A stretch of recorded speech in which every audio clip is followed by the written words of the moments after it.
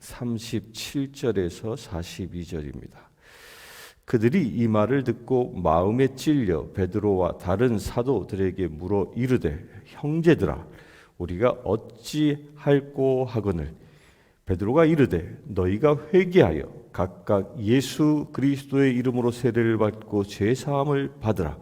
그리하면 성령의 선물을 받으리니 이 약속은 너희와 너희 자녀와 모든 먼데 사람 곧 주 우리 하나님이 얼마든지 부르시는 자들에게 하신 것이라고 하고 또 여러 말로 확증하며 권하여 이르되 너희가 이 패역한 세대의 구원을 받으라 하니 그 말을 받은 사람들은 세례를 받으며 이 날에 신도의 수가 3,000이나 더하더라.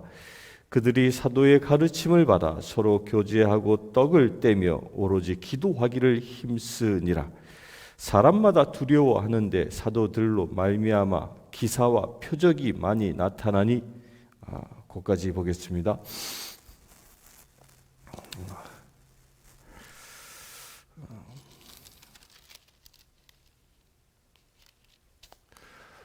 오늘 본문은 사실 2장 14절부터 47절까지 봐야 하는데 너무 길어서 37절부터 43절까지만 읽었습니다.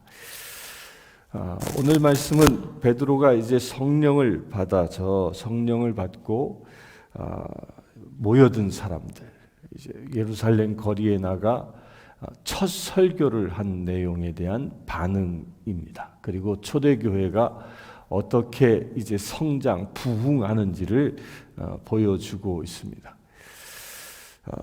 이 한국의 이 설교학 이 신학 교수들이 이 성경 안에 있는 여러 설교들을 쭉 그 설교학적 관점에서 평가를 한 적이 있었는데요. 오늘 읽은 이 베드로의 이 오순절 이 첫 설교를 이 설교학 교수님들이 이 학점으로 이렇게 매겼는데 몇 학점을 줬을 것 같습니까? A 학점, B 학점, C 학점, D 학점, F 학점. 여러분들은 어떻게 줬을 것 같습니까? 놀랍게도 이 베드로가 이 오순절날 행한 이 첫 설교, 그러니까 교회가 이제 오순절날 120문도들을 통하여 성령이 임하고 그리하여 교회가 첫 탄생해서 첫 설교인 교회 안에 첫 설교, 이 첫 설교를 설교학 박사님들께서 평가를 내린 건 몇 학점이었냐면 F 학점이었습니다. F 학점이었습니다. 왜 F 학점이냐? 여기에는 설득력이, 제일 첫째로 설득력이 전혀 없다. 또 두 번째로 논리력이 부족하다. 그런 이유로 이 설교를 지금 현 시대에 이 설교 그대로 회종들한테 전하면 사람들이 다 멍하니 있다가 갈 것이다 라고 얘기합니다. 그런데 설교학자들은 이 말씀이 이 F학점 낙제 점수를 받은 설교라고 평가를 내렸는데, 그런데 이 설교를 통하여 하나님의 놀라운 역사가 일어났다는 거예요. 이 설교를 들은 사람들이 무려 3,000명이나 회개하고 주님께 돌아왔다. 이게 참 이상하지 않습니까? 어떻게 낙제 점수에 가까운 설교를 들은 사람들이 3,000명이나 주님 앞에 돌아오는 그런 놀라운 은혜가 일어났겠냐 하는 겁니다. 저도 설교를 하면서 이 질문에 대한 많은 고민을 합니다. 설교는 하나님의 말씀을 받아 회중에게 전하는 것인데, 하나님의 뜻을 회중들에게 전하는데 하나님의 고귀한 뜻이 회중들에게 어떻게 잘 요리해서 그들이 잘 소화할 수 있게 만드느냐, 이게 설교자의 최대의 고민이거든요. 그런데 많은 사람들이요, 이 설교에 있어서 지금 현대의 설교를 보면, 현대의 설교는 하나님의 입장에서 회중들에게 선포하기보다 회중들의 입장에서 하나님께로부터 듣고 싶은 말만 전하는, 이게 좀 다른 얘기입니다.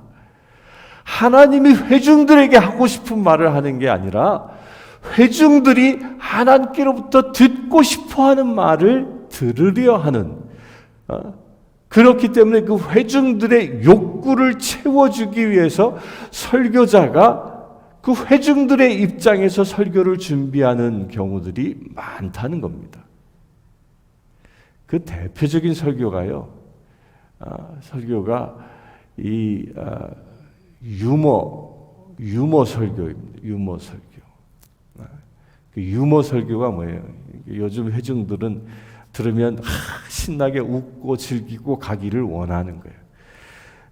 우리가 세상을 살아가면서 얼마나 많은 스트레스를 받고 얼마나 많이 힘들어 살아가는데 교회에 와서까지도 심각한 얘기를 들어야 되겠습니까? 좀 웃다 갔으면 좋겠습니다. 웃으면 복도 오지 않습니까? 기뻐하라 그러지 않았습니까? 그러니까 나를 좀 재밌고 웃기게 좀 해 주십시오 라는 회중들의 그 열망을 설교자가 그들의 욕구 충족을 이 설교단에서 해주는 경우들이 많이 일어난다는 거예요. 또 실제로요, 한국에선 그런 교회가 또 부흥합니다. 부흥합니다. 그런 교회에 이 베드로의 설교가 날마다 선포되어진다면 그렇게 유머러스한 설교를 좋아하는 신자들이 얼마나 남아 있을까 의문이지 않습니까? 이 시간 예배하는 주의 성도님들은 어떤 유형의 설교를 좋아하십니까? 하나님의 입장에서 선포되어지는 말씀을 사모합니까? 아니면 여러분들이 듣고 싶어하는 말이 강대상에서 선포되어지는 것을 사모합니까? 하나님의 말씀을 사모하시길 축원합니다. 오늘 베드로의 설교를 보면 크게 몇 가지로 정리가 되어집니다. 첫째로는 요엘서를 통하여 성령을 증거합니다. 성령의 놀라운 애를. 그리고 대속함, 예수님께서 죽이심을 당한 대속함, 그렇게 죽이심을 당한 분이 부활하셨다라는 부활을 증거합니다.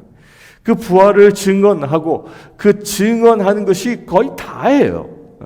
그리고 이 부활하신 그분이 바로 너희들이 십자가에 못 박은 그 예수다라고 증언하고 있는 것입니다.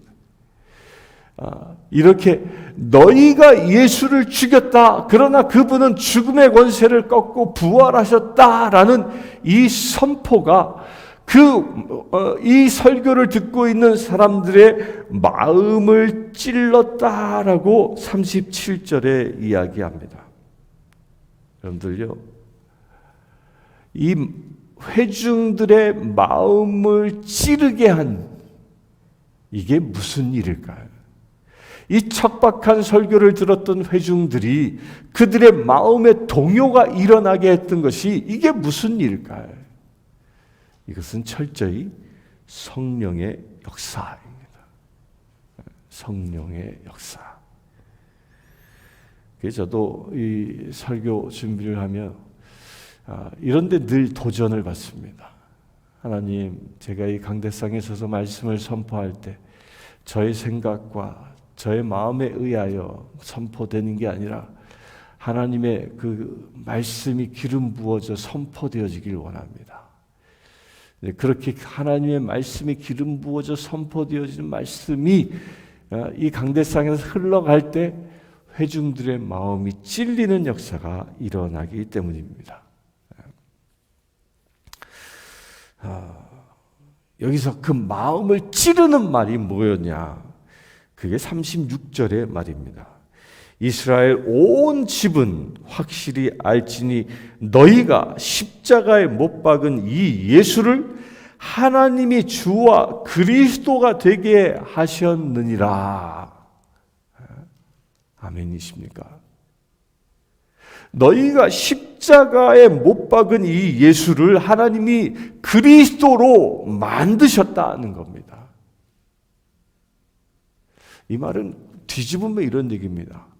그리스도께서 너희 그리스도를 너희가 십자가에 못 박았다라는 겁니다. 이건 지금 우리에게도요, 똑같은 말씀을 하고 있는 것입니다. 우리의 마음을 찌르는 게 우리가 죄 가운데 있다면 죄 가운데 있는 것 자체가 나의 죄를 대속하기 위한 또 다른 저 십자가의 대속함이 필요한 것입니다. 다시 얘기하면 내가 죄를 범함으로 인하여 내가 말씀이 아닌 것에 머무름으로 인하여 예수님을 또다시 십자가에 못 박는 일을 내가 하고 있는 것이다. 그리하여 구세주 대신 그리스도 대신 그 권세가 나에게 다시 임해야 한다는 겁니다. 이게 반복인 겁니다. 이것을 우리가 깨닫는다면 초대교회 이 3,000명들처럼 내 마음이 찔리는 역사가 일어나는 겁니다. 우리가 세상을 살아가면서 죄를 짓고 죄 가운데 머무는 것을 그냥 적당히 하며 살아간다면 마음이 절대로 찔리지 않습니다. 뭐 남들도 하는데 이것쯤이야. 뭐 남들도 적당히 세금 포탈하는데 이것쯤이야. 남들도 적당히 거짓말하는데 이것쯤이야. 남들도 적당히 남 욕하는데 이것쯤이야. 이렇게 남들도 주일 성수 안 하는데 이것쯤이야. 남들도 성경 안 읽는데 이것쯤이야. 이러면서 적당히 살아간다면 바로 그 삶이 예수 그리스도의 저 십자가의 대속함, 곧 우리가 나의 죄 때문에 내가 예수님을 다시 십자가에 못 박는 그런 행위를 내가 하고 있다는 겁니다. 이것을 베드로가 증언하고 있는 겁니다. 이 말을 들은 이 이스라엘 사람들이, 그 유대인들이 마음이 찔리는 역사가 일어난 것입니다. 여러분들요, 우리가 그리스도인으로 살아가는 데는 그 첫 출발이 여기서부터 시작되어지는 겁니다. 우리가 교회에 나오는 그 이유, 그 첫 출발이, 우리가 하나님의 자녀가 되어지는 그 첫 출발이 어디냐면 내 마음이 찔리는 데서부터 시작되어진다는 거예요. 나의 죄됨이 찔리는 것, 나의 죄됨 때문에 예수님의 십자가에서 나를 대신해 죽어야 한다는 이 사실이 내 마음을 찌를 때 우리가 그리스도인으로 살아가는 첫 출발점이 된다는 겁니다. 이게 올바른 신앙의 출발점입니다. 여러분들이 교회에 왜 나옵니까? 교회에 나오는 이유가 분명해야 하는 겁니다. 교회는 밥 먹기 위해서 나오는 것도 아닙니다. 친교하기 위해서 나오는 것도 아닙니다. 내 마음이 찔려 내가 구원이, 내게 그리스도가 필요하기 때문에 교회에 나와야 한다는 겁니다. 이게 교회에 나오는 첫 번째 이유인 것입니다. 내 마음에 찔림이 없이 교회에 나오면 오히려 그게 더 큰 문제가 됩니다. 교회에 1년을 출석하고 10년을 출석해도 마음에 찔림이 없으면 엄밀히 얘기하면요, 구원에 이르지 못하는 겁니다. 왜냐하면 예수 그리스도가, 예수님이 나의 그리스도라는 이 대전제, 예수님이 나의 이 찔림, 나의 죄 때문에 죽으셨다는 이 대전제를 받아들일 수 없기 때문입니다. 받아들이지 않기 때문입니다. 그래서 마음에 찔림이 없는 것이죠. 이 대전제를 받아들이지 아니하면 회개함이 없고, 회개함이 없으면 성령이 임하지 않는 것입니다. 그 찔림, 이래서 중요한 것입니다. 그렇게 마음에 찔림이 있는 자, 38절에 보면 베드로가 이르되, 그 마음이 찔림이 있는 자가 이제 37절 마지막에 형제들아 우리가 어찌해야 할꼬? 예수님이 나 때문에 죽으셨다는데 우리가 어떻게 합니까? 그 찔림의 외침인 거죠. 그 해답으로 베드로가 너희가 회개하라.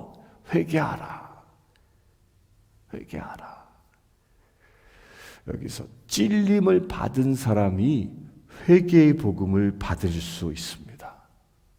찔림이 없는 사람은요, 회개의 복음 아무리 선포해봐야 그 남 얘기에 불과한 것입니다. 그래서 순서가 찔림을 받고 그 다음 회개의 역사가 일어나는 겁니다. 그리하여 회개하여 각각 예수 그리스도의 이름으로 세례를 받고 죄사함을 받으라라고 선포합니다. 찔림을 받고 회개하고 세례를 받고 죄사함, 이게 순서입니다. 그런데 그 죄사함을 받는 것만으로 끝나는 것이냐? 아니라는 거예요. 예수님께서 귀신의 비유를 통하여 설명하셨지요. 한 귀신을 쫓아내고 나니까 깨끗하게 정돈되어졌습니다. 그런데 거기 아무것도 채워지지 않으니까 나갔던 귀신이 다시 돌아와 보고 깨끗이 정돈된 것을 보고 7마귀를 더 데리고 왔다라고 얘기하잖아요. 여러분들요, 죄사함을 받은 것을 끝내면 안 된다는 얘기예요. 내가 세례받고 죄사함을 받았다는 이 사실에 머물러선 안 된다는 거, 그 다음 단계가 필요하다는 겁니다.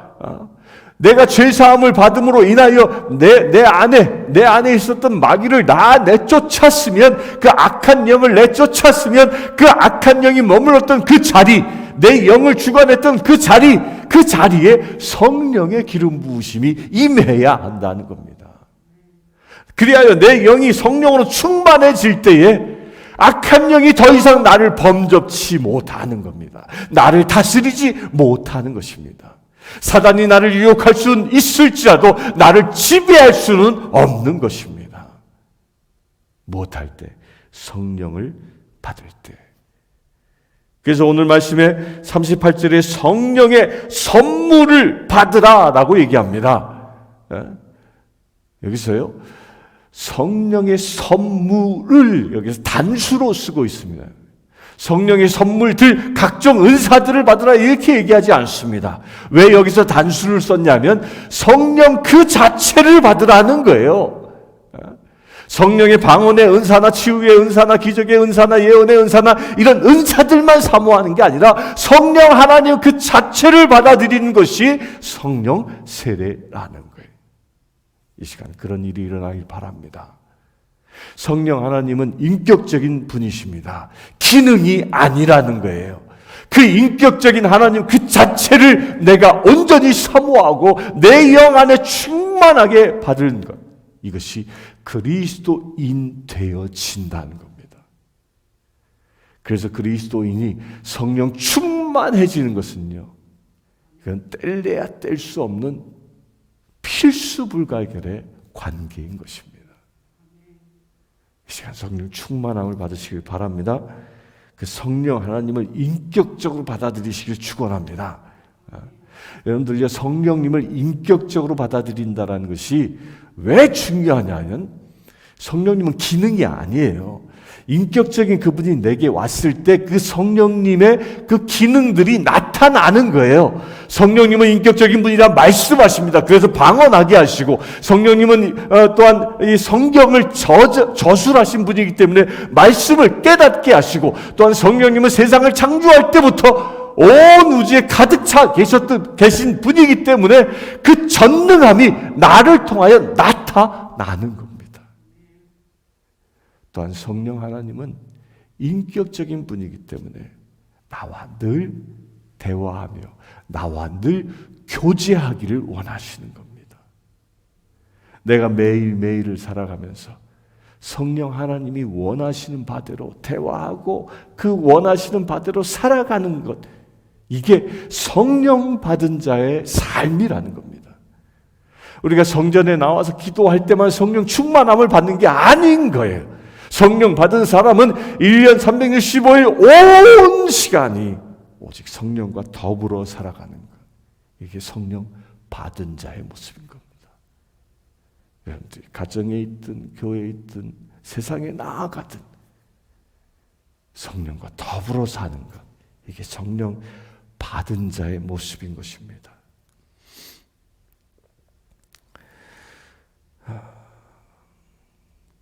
그러면 성령 받은 자는 어떻게 사는 것이냐? 41절에 보면 이렇게 얘기합니다.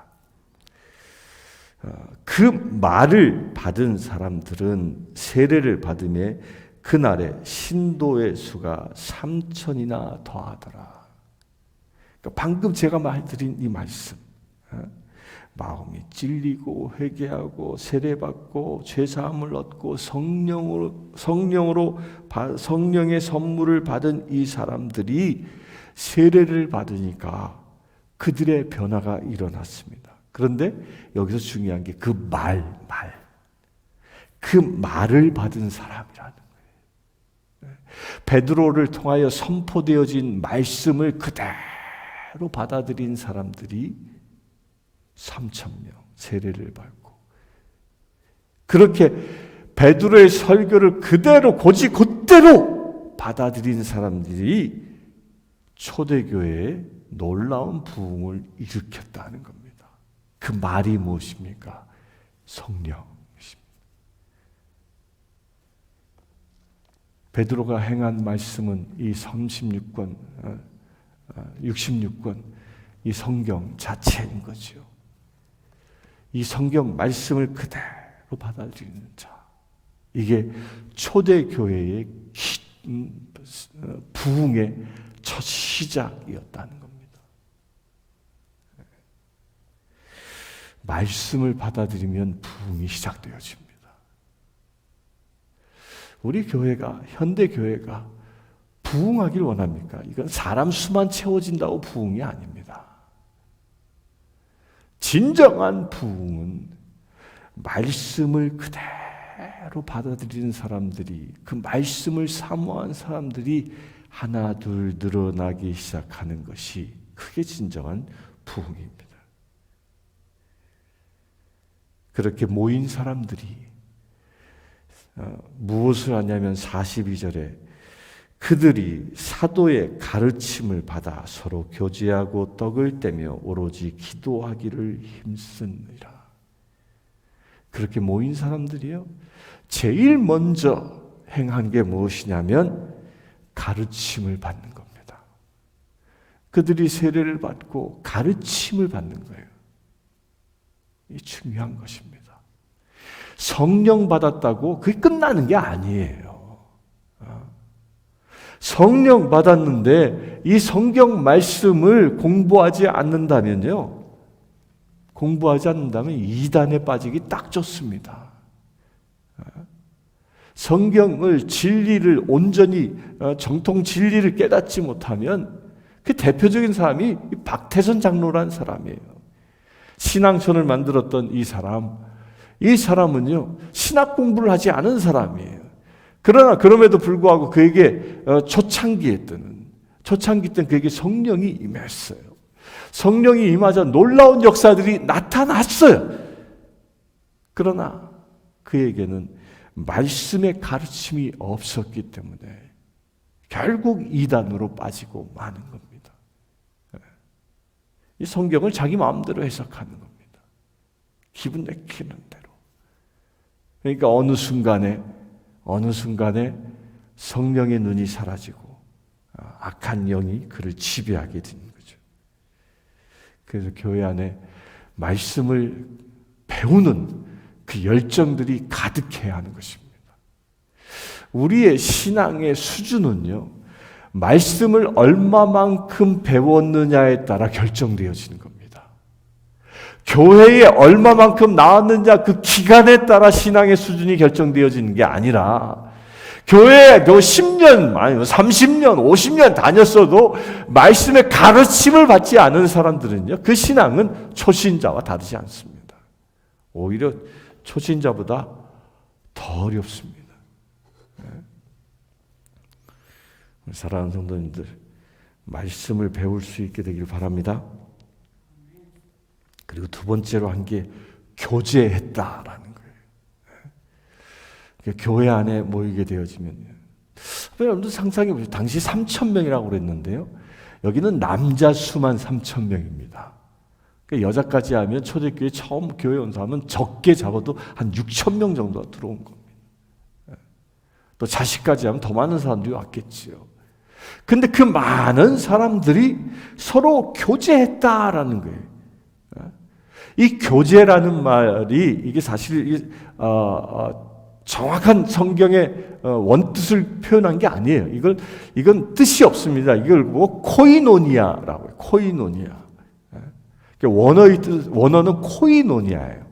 이 코이노니아는 그냥 만나서 차 한잔 마시고 서로 그냥 쓸데없는 대화도 나누고 뭐 히덕거리고 이런 교제의 수준이 아닌 거예요. 코이노니아라는 이 말은요, 내가 그와 더불어 온전히 교통한다라는 뜻이에요. 따라 이 얘기 뭐냐면 내가 당신 되어지고 당신이 나 되어지는 것이 이 코이노니아입니다. 이게 어떻게 이 코이노니아를 정확히 표현한 게 뭐냐면 성령, 성자, 성부 하나님의 이 관계를 보고 이분들이 서로 삼위이나 일체되어졌다라는 이 관계가 그게 코이노니아의 관계인 거예요. 삼위, 서로의 위상은 있지만 하나 되어졌죠. 완전한 소통이 이루어지는 관계. 이게 코이노니아인 거예요. 이게 교회 안에서 성도들 간에 이루어져야 한다는 겁니다. 내가 이 사람은 좋아하니까 이 사람과는 교통하고 저 사람은 마음이 상하니까 교통치 아니하고 저 사람과 내가 친하지 않으니까 힐끗 쳐다보고 말고 이런 관계가 아니라는 거예요. 초대교회는 그 많은 사람들이 3,000명이 넘는 그 어마어마한 사람들이 온전히 그들의 마음을 다 열고 서로 하나 되어지는 그 코이노니아가 이루어졌다는 것. 우리 교회도 그런 일이 일어나길 바랍니다.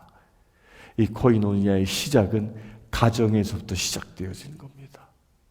남편과 아내가 코이노니아가 이루어지고 부모와 자식이 코이노니아가 이루어지고 그럴 때 그 온전한 코이노니아가 이루어진 가정이 모여서 교회를 이루어진다면 그 교회 안에 온전한 코이노니아가 이루어지는 것입니다. 이렇게 코이노니아가 이루어졌을 때 그 영향력은 놀라운 역사가 일어나는 것입니다. 그리고 세 번째 한 것이 떡을 떼며라고 했는데요. 이것은 유카리스트를 얘기하는 겁니다. 성만찬. 그래서 초대교회 성도들은 그 46절에도 나오는데요. 마음을 같이 하고 성전에 모이기를 힘쓰고 집에서 떡을 떼며 순전한 마음으로 음식을 먹고, 그러니까 떡을 떼는 것과 음식을 먹는 걸 구분을 해놨습니다. 그러니까 떡을 떼는 건 유칼리스트 성만찬이고 이 음식을 먹고는 이게 애찬이에요. 애찬. 그래서 교회에서 예배가 끝나면 서로 애찬하는 겁니다. 요즘 코로나 때문에 애찬을 못해서 그렇지 저는 조속히 이것이 제기되길 바랍니다. 초대교회 때부터 해왔던 것이거든요. 그냥 우리가 때가 됐으니까 그냥 밥 먹고 헤어지는 게 아닌 거예요. 교회의 전통이에요. 무려 2000년의 전통입니다. 무엇이 성만찬을 나누고 그리고 애찬을 함께 나누면서 함께 코이노니아를 이루어 나가는 것. 이게 교회가 초대교회, 그 첫 교회 때부터 일어났던 일인가. 그것에 힘쓰길 바랍니다.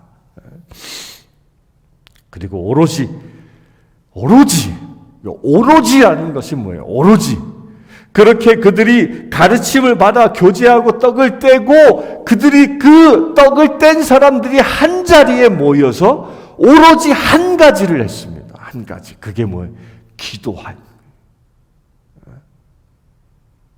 우리가 성만찬하고 음식을 먹고 헤어지는 것으로 끝나는 게 아니라 뭐 하기 위해서 하는 거라고요? 기도하기 위해서. 여기에 폭발력이 있습니다. 그래서 기도하는 가정은 쓰러지지 않습니다. 기도하는 교회는 부흥이 시작되어지는 것입니다.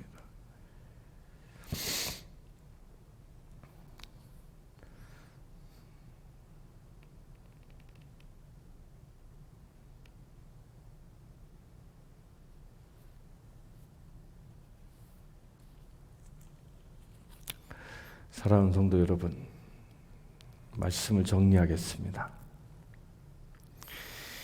이렇게 교회가 성령으로 충만해지고 가르침을 받고 교제하고 떡을 떼고 기도하기에 힘쓸 때에 어떤 결과가 일어나냐면, 여러분들이 새벽기도 끝나면 2장 전체를 다시 한번 읽으십시오.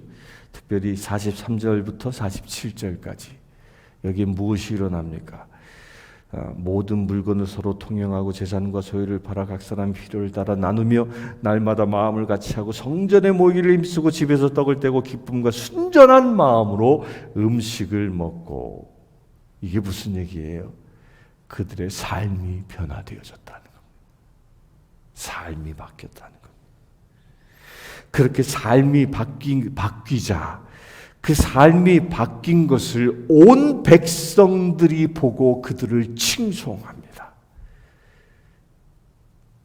그리고 그 칭송함으로 끝나는 것이 아니라 주께서 구원받는 사람들을 날마다 더하게 하는 역사가 일어난 겁니다.